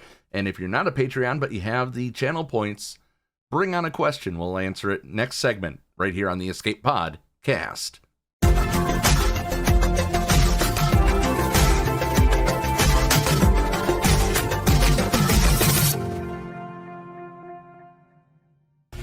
HotBot in HotUtils is one of the most comprehensive tools for Star Wars Galaxy of Heroes. With integration into the super useful mod tool Grand Ivory, HotUtils can help you tackle some of the most difficult aspects of the game. Not sure how to mod your roster for a certain game mode? Use one of the many filters that automatically assigns the right mods to the right character in accordance with your guild needs. Now with the digital features that can assist you and your guild officers in territory battles and territory wars, HotUtils is an amazing value.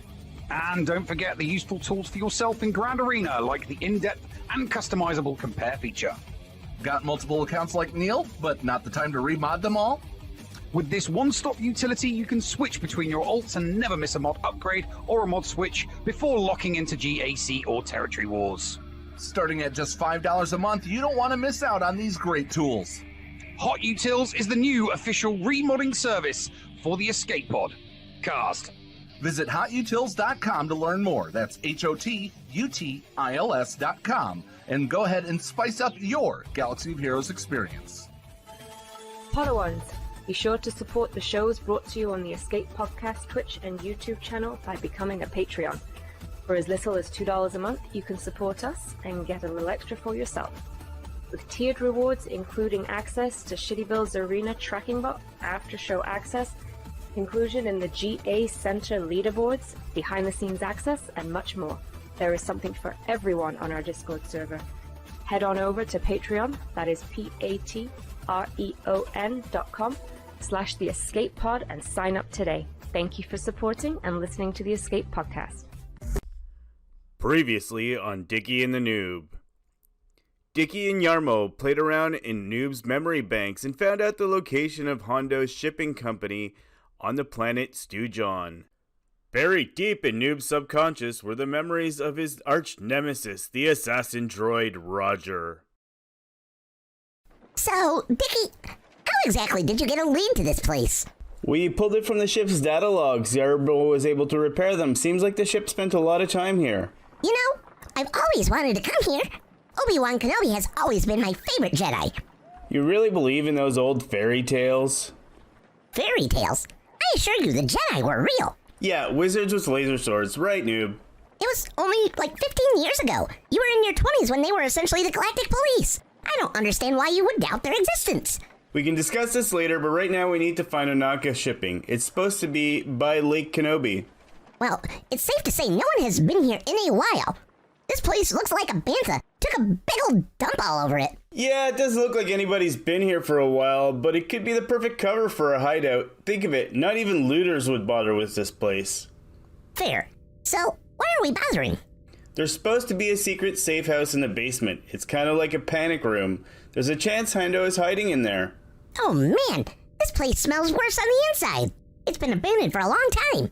It smells like a teenager's room. Seriously? Did I offend teenagers? No, I just never knew you could smell. Why would a droid need to smell things? Trust me, you meatbags make me wish that I could not. I can probably get Yarmo to fix that for you. I'm sure he can shut it off. No more messing with my programming. I'm feeling really weird these days. I'm not really sure Yarmo is as good with droids as you claim he is. Yarmo is great. He came very highly regarded. He hosts the 4th most popular podcast on droid programming in the galaxy. I'm sure he'd be #1 if people understood what he was saying. Protocol 688 activated. Proximity alert. Unit R0G3R in proximity. Wait. What's happening? This sounds bad. I think this droid may have been left behind to protect something. Maybe we should get out of here. How do you know about this? And what is a Roger? Hold it right there. You're Roger? R0G3R. Assassin droid, security droid. Specialty in one-shotting everything, including galactic legends. Death awaits all who cross it. Did I just answer my own question? One-shotting galactic legends. That ain't us. Let's get out of here. I is Roger. Who is you? Roger, Roger. My name is Dickie. This is my droid newbie. Look, we're only here to locate Hondo Onaka. We're messengers. You wouldn't shoot a messenger, would you? I is instructed to terminate all trespassers. Roger. You is trespasser. Roger, Roger. Dickie, let's just go. Newbie. You is in 00B. Roger. Instructions is to terminate on site. Roger, Roger. Ouch? Are you okay, noob? Yeah, that barely scratched my paint. That kinda tickled. What gives? I thought you were supposed to be a killer. I used to is Roger, but I could kill galactic legends, so I is nerfed. Roger, Roger. Oh, thank God. So you're useless now. All right, noob. Let's go to the basement. That's where the panic room is supposed to be. Please do not, Roger. I is tasked with protecting the child, Roger. Child? Is this Hondo's child? Is Hondo's child down there? Too much I is said, sad, Roger. Look, we're not here to hurt anyone. We're tasked with finding Hondo for a unique business opportunity. I swear we're here for good. Oh, thank the motherboard, Roger. Roger is not equipped to take care of a child. My circuits is tired, Roger, Roger. I is made to kill, not babysit, Roger. Wait, you want us to take the child with us? Why do I sense we've picked up another pathetic life form? Noob, isn't anything in your protocols about politeness? I'm sorry. We are in a rundown dump in front of a rundown, nerfed-out droid who is seemingly given up on life. Who am I offending? I isn't given up. Yes, I is, Roger. Please take this child off my hands. I'll go get it. Look, noob, we can't leave a child here to be taken care of by an assassin droid. It looks like we're gonna become parents. Oh boy. Do we know any more about taking care of a child? We're going around cavorting with the worst scum and villainy in the galaxy with a child in tow? This seems so cliche. Look, I'm not saying we're gonna raise a kid, but we can bring it back to its people. We can find it a better home than it has here. It's people. We're going to leave a child with pirates. Let's just give it a shot, noob. There's something about a bounty hunter taking a child under his charge. I think this could be gold for ratings. Come on now and meet your new caretakers, little one. Will we meet baby Hondo? Find out on the next Dickie and the Noob. You're listening to the Escape Pod Cast. And welcome into the final segment of the Escape Podcast. Neil, you are you're excited that in November, you know, this is a segment where we talk about whatever. Now you're really excited about the fact that we're not going to get into the reason why you won't watch the rest, but I was boycott. I was, you know, I've said it on shows before that I will be boycotting the 22 World Cup because it's in Qatar, and I've explained the reasons why. Yeah, but the draw was done a few days ago. The actual official draw where they pull the names that are in balls out and they separate all of the groups. And Group B, which England has been seeded in, is got Iran and the USA in it, which means the England versus the USA is going to happen on Friday, the 25th of November at 1 p.m. Central. So I think we should do just, you know, I think we should all get together and do a watch party for that one match. So we boycott the World Cup before then. We watch that match and then we go right back to boycotting. Now there's only and while watching the match, we will raise awareness as to why nobody should in the world should be watching the World Cup. You know. Now, I just to why this is so crazy is that the U.S. and England have only matched up twice before, 2010 and 1950. Now, Neil, you don't want to hear this. All the international friendlies you guys have won, I believe. But you don't want to hear this. No. You did win. I do believe the USA did win a friendly after we won the World Cup in '66. I think the USA won a friendly against England. I think you beat us 2-0 in a friendly in '66 or '67. Okay, I'm pulling it up. I'm pulling it up here. Yeah, in 1993 we did win 2-0. Yeah. June 28th, 1950, in the 1950 World Cup, USA won. The next time we faced each other in a World Cup was June 12th of 2010. Yeah, that was that was the World Cup in South Africa. That was not a good World Cup for England. That was a terrible. I mean, we had one of the easiest groups, and we struggled like it was one of the toughest groups that year. I mean, there was some, there's always a group of death, right? In a World Cup, every single time, without fail, there is always a group of death. We have been fortunate to avoid said group of death. Usually a group of death has got like two England, Germany, a group of death, Italy. A group of death usually consists of 2 European teams and 2 South American teams. That's why it's referred to as the group of death, because it just occurs, right? There doesn't seem to be a group of death. There's no group of death this time around, which is kind of strange. It doesn't. Yeah, I was going to say, doesn't that sound really suspicious?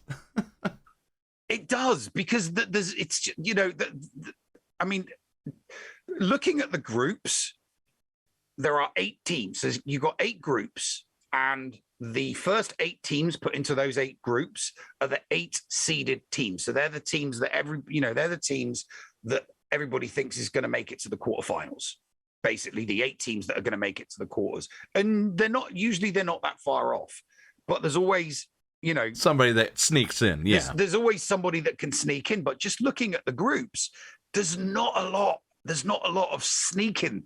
There's really not a lot of sneaking that's going to be in there. I mean, apart from Group A, which has got Qatar in it, it's got Ecuador, Senegal, and the Netherlands. So Qatar will not be making it to the group stages. Ecuador and they will get knocked out. The Netherlands and Ecuador will more than likely top that group. And then you've got England in Group C. It's going to be Argentina, Mexico, more than likely. Group D, probably going to be France and Denmark. Group E is probably going to, in fact, it's definitely going to be Spain and Germany, because they're in. Japan must be looking at that group going, "Oh, for God's sakes, really? Why couldn't we get Italy again?" Because Italy's one of those teams they're great. It's so good, but they get arrogant against teams that they assume they're going to beat, and then that it ends up being a draw, or they end up losing. It happens with Italy all the time. They'll face the last time in 2020, U.S. and England drew 1-1. Sorry, say that again. What in 2010? I might have said 2020, but in 2010, the last time that U.S. versus England, it was a draw at 1-1. It was a ball draw. Yeah, a ball draw. But nobody likes a ball draw, but that that's just the way it is. It will not be a ball draw this time. We are going to wipe the floor with you. It's going to be 6 or 7-0. Right? I will be celebrating with a drink every single goal. We are going to destroy you. Absolutely destroy you, and bring awareness to the World Cup of 2022 and why nobody should be watching it. That is it. I'm I'm coining it now. This is the only exception to that rule for Americans and Englishmen. We're allowed to watch this match. That's it. All right. Not allowed to watch any. You just got to wait for somebody to tell you the result. That's what I'm going to do. I'm just going to wait for someone to tell me the results, and I'm not going to be watching. I'm not even going to watch highlights. I will not even watch highlights. Bones says, "Where the hell did Bob go?" You know, we don't have Bob in this segment because it's all opinion based. So him, you know, trying to figure out, you know, what would be right and what would be wrong. You know, it wouldn't be up his alley. No. So, all right. Let's get to the Patreon's only questions that we have. We've got a few. Darth Cascade says, if you could be a cookie, what cookie would you be? I would be a cookie cake. I would be one of those chocolate chip cookie cakes because they always bring me joy. I'm always oatmeal cookie. Oatmeal cookies are my favorite. Please tell me no raisins in it.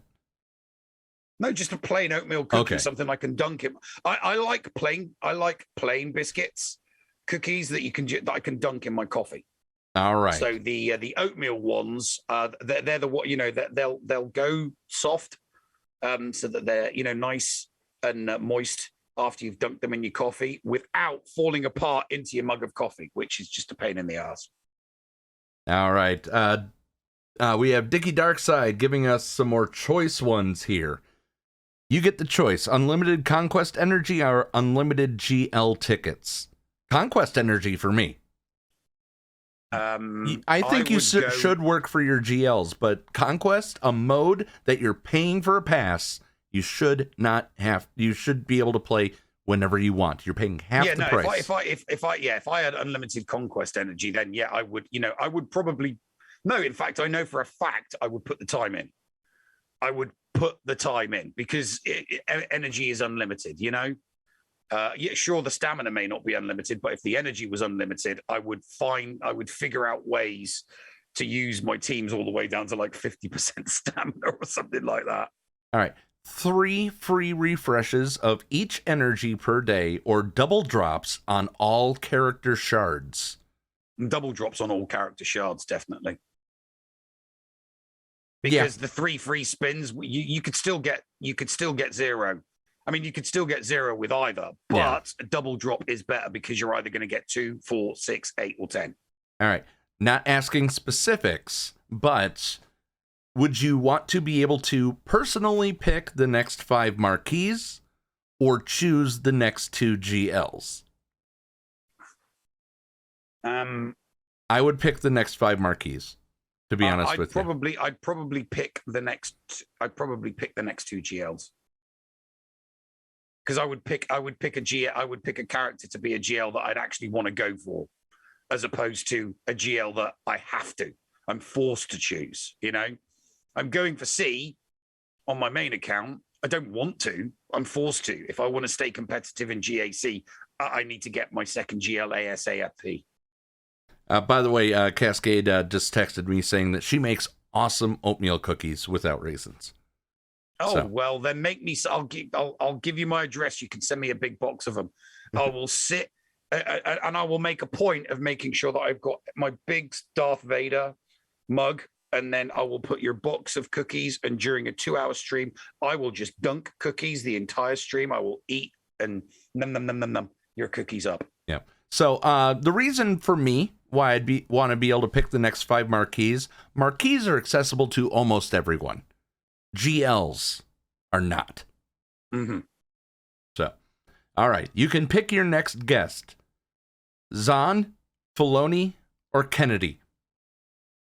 Zahn. Why would I want to? I wouldn't. If you came to me and said, "Oh, Kathleen Kennedy, you know, wants to get back to her roots and she wants to, you know, do the tiny little pod," I'd be like, "No, forget it. You can do it. I'm not speaking to. Because I will want to ask tough questions, which I know will be a waste of time because I won't get any answers. Dave, Dave just, I don't want to. I you know, it's like you don't want to meet your heroes because, you know, like Dave Filoni, and I don't want to meet him or have an interview with him because I think that, you know, what I think of him now would change after having an interview with him. But Timothy Zahn, I would be like, oh my God, just, you know, which one's your favorite book? You know, what's your favorite character that you've ever created? You know, he's probably been asked these questions tons and tons of times, but I would want to hear it from the horse's mouth. So Timothy Zahn, hands down. Neil, this is my opportunity to tell you, and I think I do believe you already know this. We're in line. We're trying our very best to get Zahn on this show. We have reached out, and we continue to try and check back. We continue to try, yeah. And we check back when we're told to check back. So we're trying to get Zahn on this show. He has done the open. He's so awesome. He has done the open for us, which we love to use. But you know, that's neither here nor there. It's when it happens. Dickie then asks, would you rather interview Mike Zero or Jar Jar Binks? Now, am I interviewing Ahmed Best, or am I interviewing Jar Jar Binks himself, like the character? I would interview Mike Zero at the same time, just for the bat crap theories. Yeah, no, I would see. If we were inviting Mike Zero on, if we got Mike Zero on, we would also have to have Thaddeus on. Yes. And so that we can be like, right, quick fire. Which conspiracy theory works? Because they're both into their Star Wars conspiracy theories.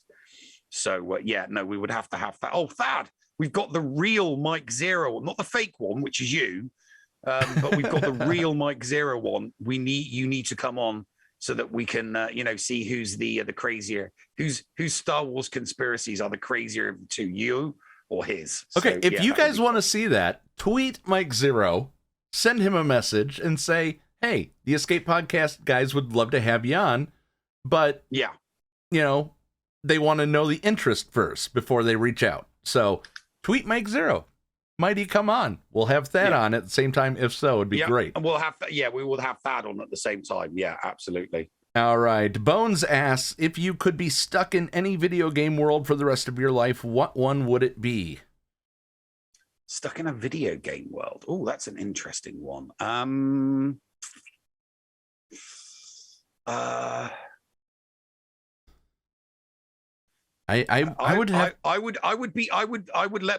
would get stuck in the Age of Empires world because I know all of the cheat codes, so no harm would ever come to me.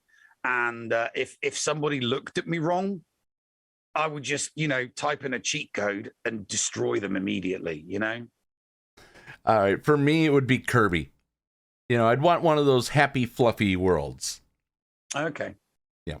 All right. And Dickie Darkside asks one more question. You can either have a real functioning lightsaber for life, or you can use the Force for a week. I would go with a lightsaber for life. I would go with the Force for a week just to be able to do extraordinary stuff. I have a lightsaber. No, a real lightsaber. I know, but not a fake. A real lightsaber that you can do stuff with a real lightsaber. There's a big difference between a fake one that won't melt through metal and a real one that will. What good is it? What other than a hacksaw that lights up? What else are you using this for? It's your raison d'etre for being a superhero. It's you're a real life superhero. You take some fencing lessons, you learn how to be a good swordsman, and then, you go and be a vigilante and a superhero. Nev, have you seen Indiana Jones? Yes. Okay, point made. Lightsaber's not going to stop a bullet. You don't have the Force to deflect it perfectly. All right. I'm also gonna have a gun. The lightsaber's just for show. Oh, so you're Kyle Katarn. Yeah. No, yeah. Knives knives for show, guns for a pro. All right. What you got coming up on the channel this week? GAC, hopefully more GAC. And I've still got a lot of gardening, hydroponic gardening stuff to do as well. I've got the greenhouse to get finished. I've got the hydroponic tower to get finished. I've got a lot of hydroponic stuff to get finished. But I have to get it finished because I've got seeds ready that I didn't think were going to grow. I've got a boatload of pepper, sweet pepper. It's already going. Oh God, it's already growing. So I've got my growing media mixed. I need to get the totes with the sprinklers on and the tower on. I need to get that all made so that I can, take them off the trays and off the kitchen roll and actually put them in a growing medium and start spraying them with water and nutrients. So yeah, I need to get that done this week. Right. Yeah, I will be doing GAC. Well, definitely tune in for those guys. And if you are a fan of the Lego streams or you're a fan of Star Wars, which, I mean, if you're listening to this show, you probably are. Christy and I are over on Vault 37 Studios on Twitch, all one word. And we are halfway through Lego Skywalker Saga. But there's so much more to do. We went through 50% in the first 3 days. We went 10% the next 2 hours. So it will take us a little while to 100% complete this game, but we're looking forward to it. We'd love to have, listeners, viewers stop by and just say hi, tune in. You can even see both of us raging over the fact that, it says to go across the shortcut and we can't find the damn shortcut. So, all right, Neil, anything else before we get out of here today? No, we're good to go, buddy. All right, ladies and gentlemen, thank you so much for listening, for watching, whatever you do, however you enjoy this podcast. Spread the word with some friends. We'd love to have you also as a Patreon, patreon.com/theescapepod. Sign up, be part of the GAC leaderboard, the Patreon leaderboard. It's just like GA Center that Nev does every Thursday after a GAC week on the Escape Podcast channel, Escape Podcast on Twitch. Ladies and gentlemen, be nice to each other, damn it. Neil? Push the button. Don't mind if I do. What's going on? Where the hell are we? Paris? Thank you for pressing the self-destruct button. Attention! This is Colonel Sanders in forward command. Abandon ship! Abandon ship! All personnel proceed to escape pods. Close down the circuits. Evacuate the city. Self-destruct mechanism has been activated. Abandon ship! Where is it? Where is it? It's gonna be here. Out of order! Even in the future, nothing works. This ship will self-destruct in exactly 10 seconds. Counting down. 10, 9, 8, 6. 6? What happened to 7? Just kidding. 3, 2, 1. Have a nice day. Thank you.